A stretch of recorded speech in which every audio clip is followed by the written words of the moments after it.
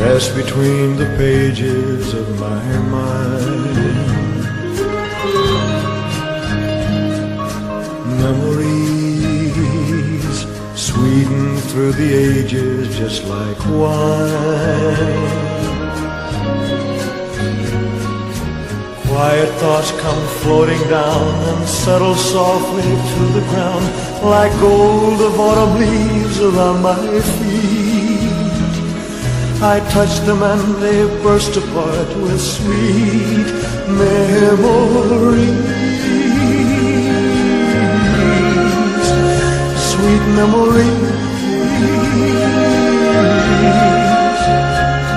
of holding hands and red bouquets and twilights trimmed in purple haze and laughing eyes and simple ways and quiet nights and gentle days with you.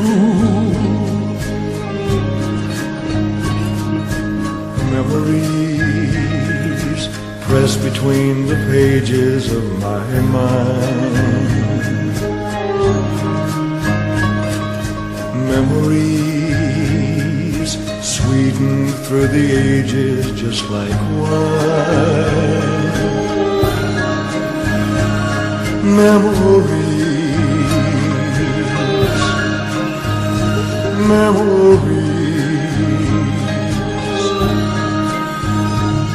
of holding hands and red bouquets and twilights trimmed in purple haze and laughing eyes and simple ways and quiet nights and gentle days with you.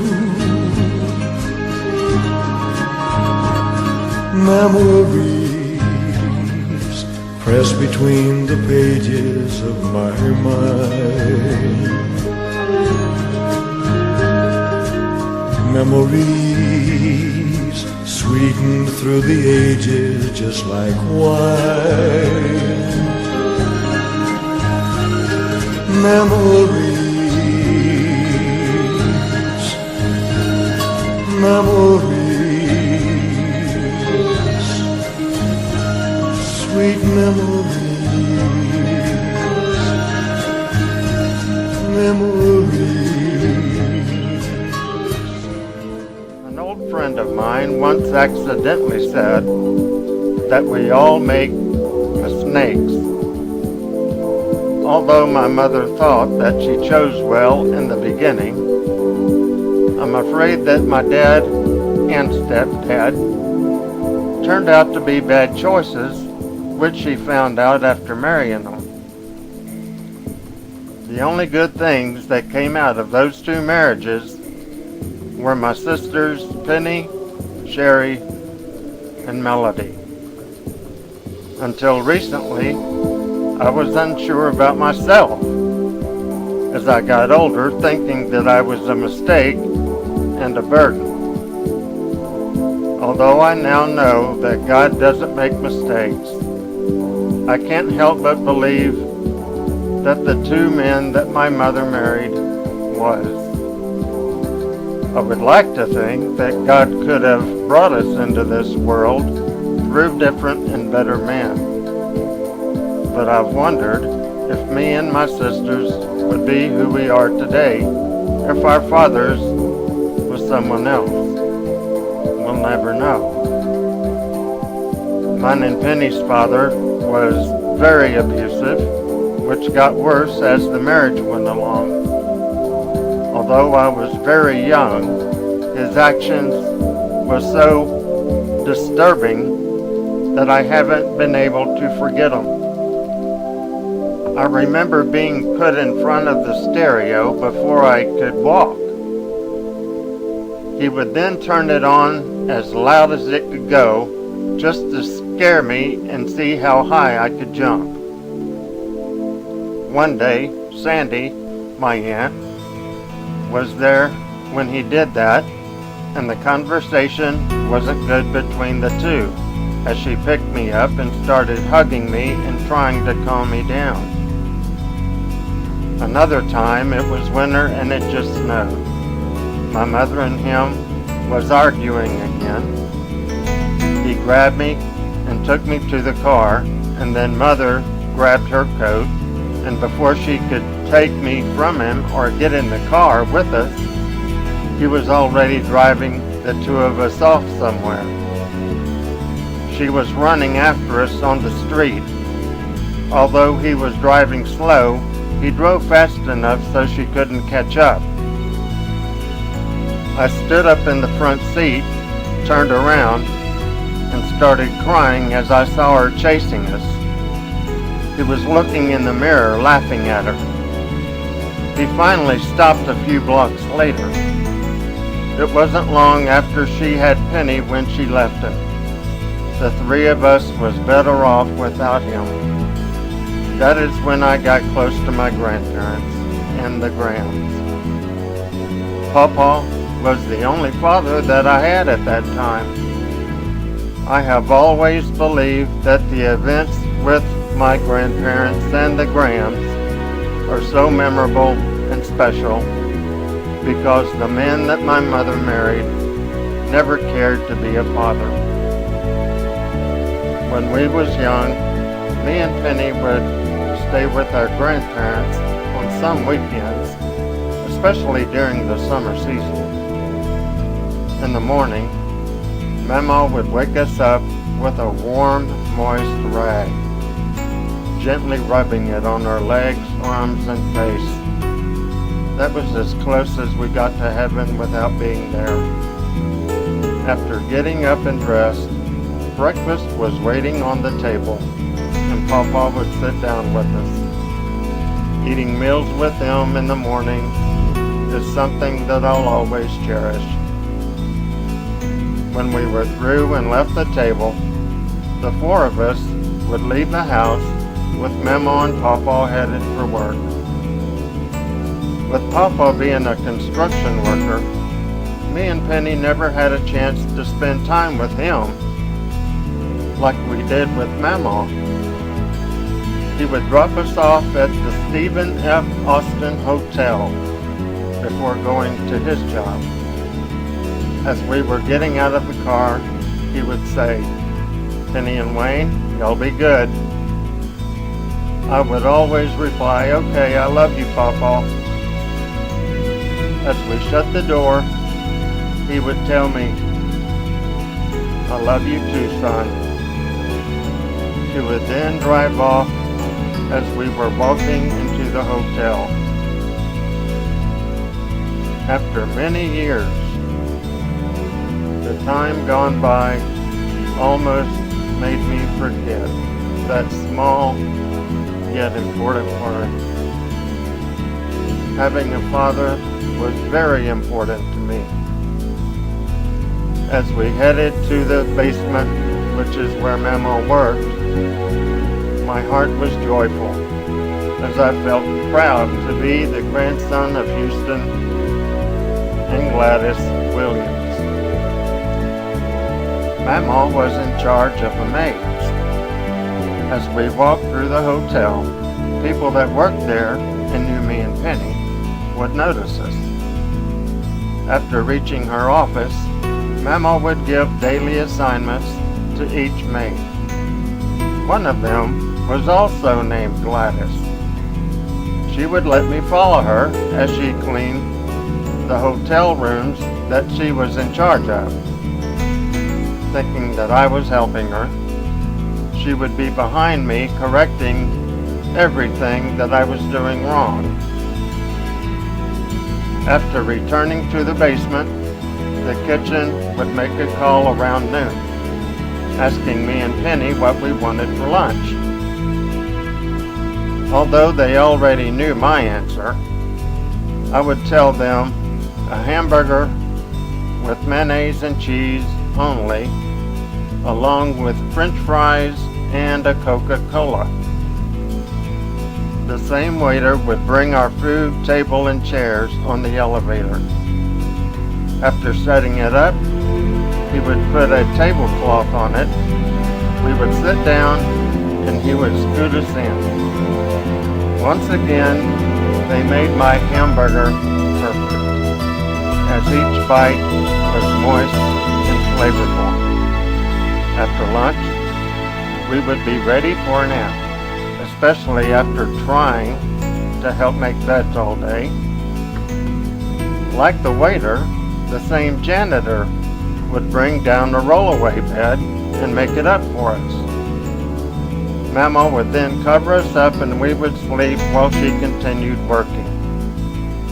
When we woke up a few hours later, the man that operated the elevator would let me ride on it, allowing me to operate it for a few minutes, watching me closely and making sure that I didn't lose control.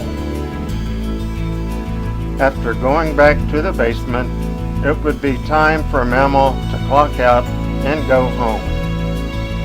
She would call a taxi. When we was at the front door, the taxi driver would be waiting for us. He would open the doors for us, shut them once we were in, and then take us back to Mama's and Papa's. Papa was still at work and wouldn't be home for a few more hours. Me and Penny spent another memorable day with Mama at the Stephen F. Austin Hotel. It was now time to get ready for another trip to Cleveland and visit the rest of the family, the Grahams. God's legacies. If we're made in God's image, which I've read and do believe, then that may explain the many beverages and foods that has been given to us. When I was writing that poem many years ago, I was thinking that God isn't a picky eater, and He probably loves to eat as much as we do. At times I've wondered what His favorite comfort food is.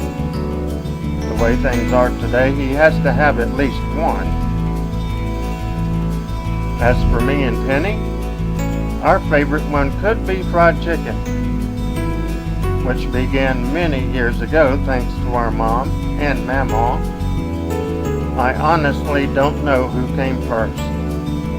As for Mama, the times that I remember her frying chicken the most is when she came home from work and vacation had begun.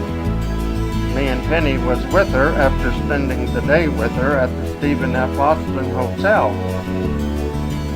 It was now time to take another trip to Cleburne, Texas to see the Grahams. Earlier in the week, she went to the store and bought a large package of chicken legs. It was now time to fry them. As each one was done, they would be put on a plate with napkins so they would cool off. The aroma was in every room of the house, causing my stomach to wake up. The last ones that she fried was for supper. They were served with green beans, corn, and cornbread. Me, Penny, and Papa were happy campers after having a meal such as that.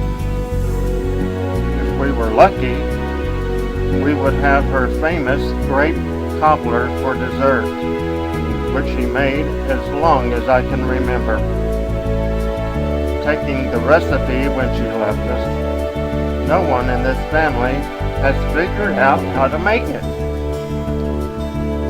I look forward to eating it again someday. Before going to bed, Mama would roll each drumstick in foil and put them in a small brown lunch sack before sticking them in the icebox. It was a good thing that her purse was able to expand. The next morning before leaving, it was already full of other things when she got the drumsticks out of the icebox and literally crammed them in with everything else. I would have carried them suckers if I had to.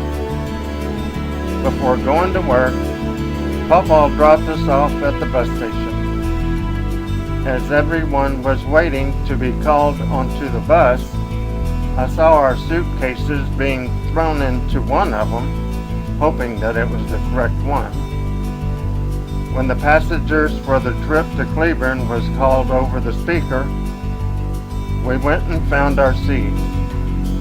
We then found a place to put our things that we took onto the bus before sitting down and getting settled for the day.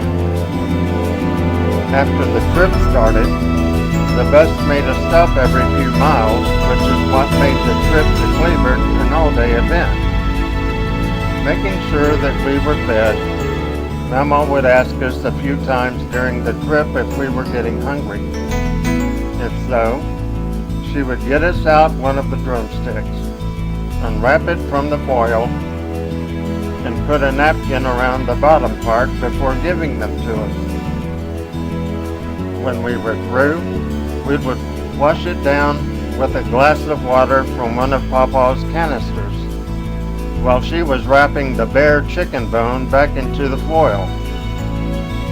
By the time we reached Cleburne, our stomachs was filled with Mama's fried chicken. If we were lucky, and there was some left from the night before, and there was still some room in her purse, our dessert sometime during the trip would be more of her great cobbler. Uncle Wilbur, Aunt Kitty, and our cousin Joy met us at the bus station. We were going to spend the next week with them, Mama Graham, Aunt Zelma, and any other Graham that dropped by that week. At one time, Cleburne was once considered as home away from home for the entire family. That's where Mama Graham was. Wherever she was, that's where home was for everyone.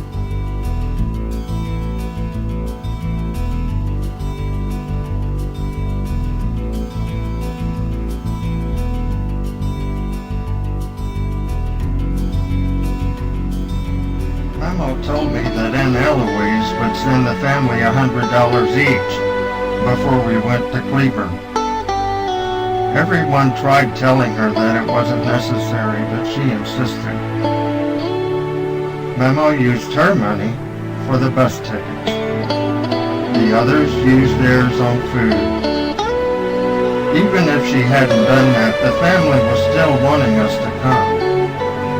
I didn't get to see her as much as I had hoped, but after hearing that, I realized that Aunt Eloise helped make our trips to Cleburne more special than I had once thought.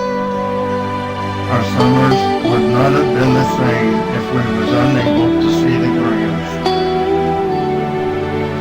After arriving in Cleburne and being picked up at the bus station, Uncle Wilbur, Aunt Kitty, and Joy once again drove us to their house. This was considered as the entire family's home away from home. Where Mama Graham was, that was home for everyone. It was wonderful being on the farm again and hearing the cows as we entered the house. Beginning the next day and during the week, we spent the mornings and afternoons at Uncle Wilbur's and Aunt Kitty's. The aroma of the breakfast being prepared would wake me up every morning. Aunt Kitty cooked something different almost every morning. Once or twice, we would have pancakes. Another morning or two, she would fix biscuits and gravy with grits, eggs, hash browns, bacon, and toast, which was my favorite, would be fixed a few times during the week as well. By the time we went home, my mom would notice that I was a few pounds heavier. When we was finished eating, Penny and Joy would keep each other company while I went outside to find Uncle Wilbur and watch him work on the farm. I would then want to help. It depended on what he was doing, on whether I could or couldn't. Sometime during the day, I would get around to asking him once again if I could ride the horse. When he was finished with his work, he'd put me on the horse and let me ride once again. Around noon, it would be time for lunch. When we was through eating, we would take our daily nap. After getting up, we spent a few more hours on the farm before Mama told us to take a bath. That's how we knew that it was almost time to see Aunt Zelma and Mama Graham once again. From what I've been told by Mama, Uncle Wilbur, Aunt Fay, Uncle Albert, and a few others, John Graham, my great-grandfather, turned out to be more of a burden and violent man instead of a provider, husband, and father. Every dollar made was spent at the bar. He was driving home from one when he died in a car accident. It's sad to say, but it sounds as if his children didn't shed many tears at his funeral. They all agreed to take care of and provide for Mama Graham and Grandpa Graham's mother themselves. That included Aunt Zelma, which lived with Mama Graham in her later years. If she wasn't willing to do that, some of Mama Graham's great-grandkids, including myself, would not have been lucky enough to know her. I was aware of that even then. After getting cleaned up and taking a bath after being outside and trying to help Uncle Wilbur on the farm, Mama would help us dress, comb our hair, and ask us if we had brushed our teeth. I would say yes, and then run to the bathroom and brush as I heard her and Aunt Kitty laugh. When I was finished, we went to see Aunt Zelma and Mama Graham, which I had waited for all day. Uncle Wilbur drove us over there. He would go in with us to see Mama Graham and Aunt Zelma, and then he would return home a few minutes later. Mama Graham would ask me, "What did you do today, Wayne?" My reply would be, "I tried to help Uncle Wilbur some." She would then ask me, "Did he let you?" When I said yes, she asked me one time if I wanted to be a farmer. The answer was yes, of course. If I told her no, her reply was, "Then let him do it by himself, and you come and see me."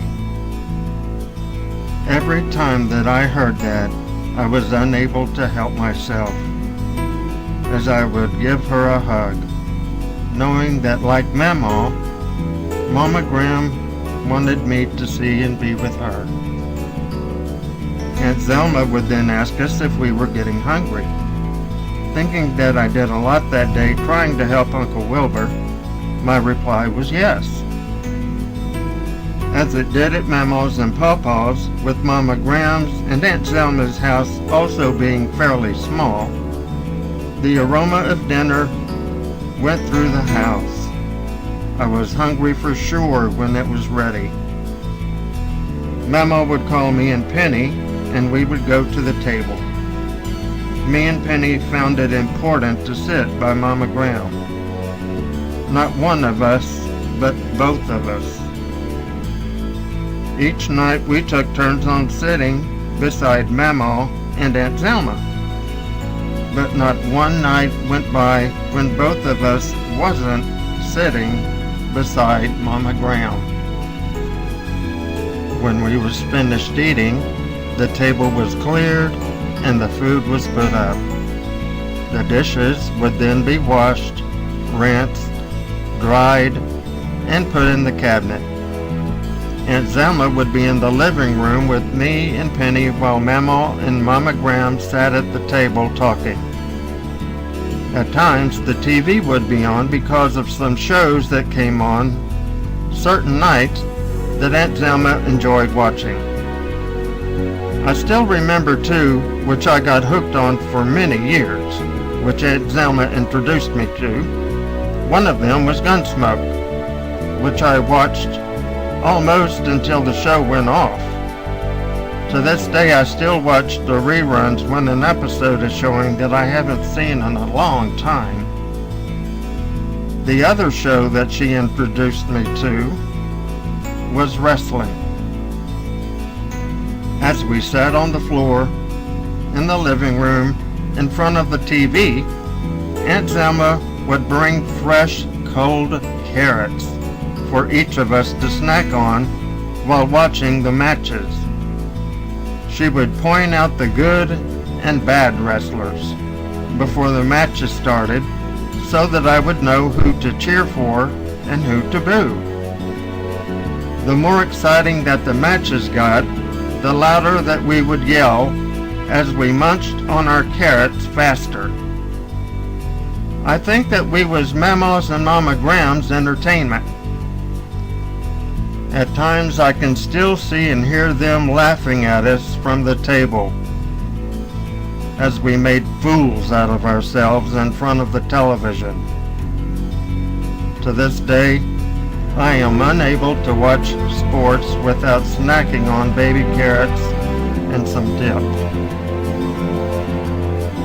At a young age, I started watching what is now movie classics, as well as certain TV shows, sports, and CBS News. Along with Aunt Zelma's favorite things that she watched, wrestling and Gunsmoke, I also watched Mama's and Papa's favorites when we was at home.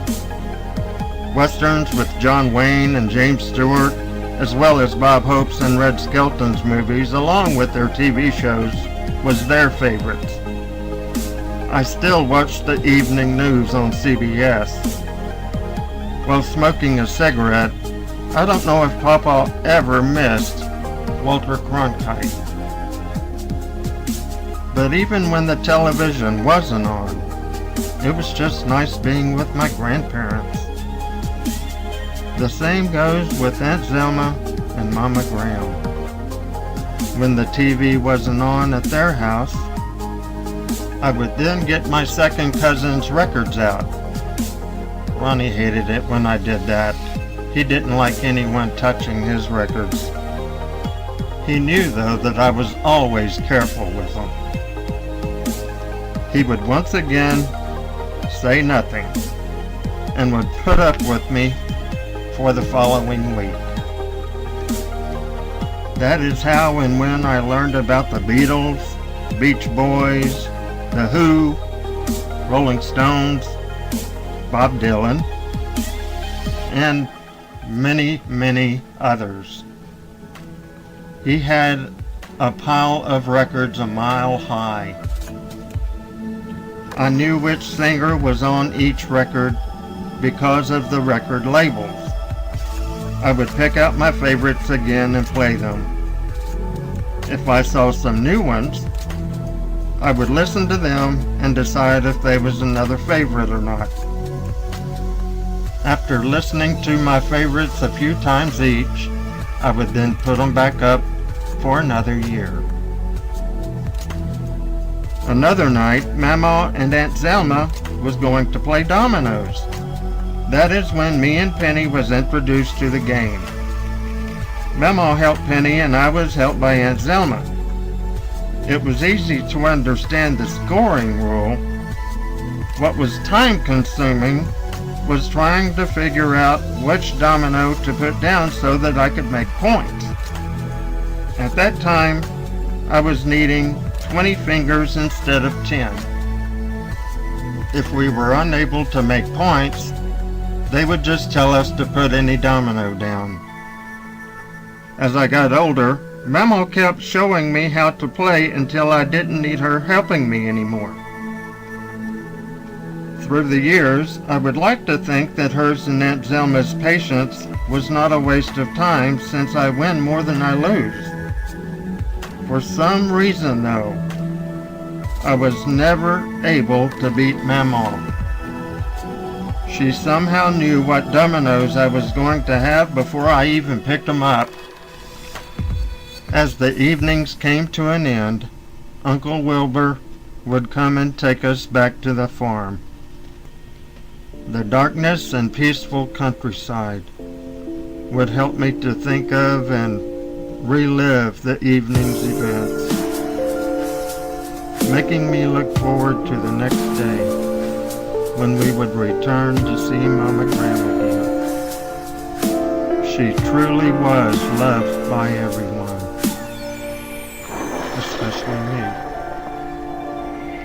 It's strange how my mind wonders about the present, future, and past during the night. Them that comes to mind often is the Grahams. I grew to love them at an early age. I have always wished that Mama's vacation was longer. Before I knew it, the weekend had arrived, and it was time to ride the bus again and return to Austin. It would be another year before returning home and seeing the family again. Not knowing it at that time, the trips to Cleburne would be ending soon. I was unable and not wanting to get those memories out of my mind. I was then, am now, and always will be.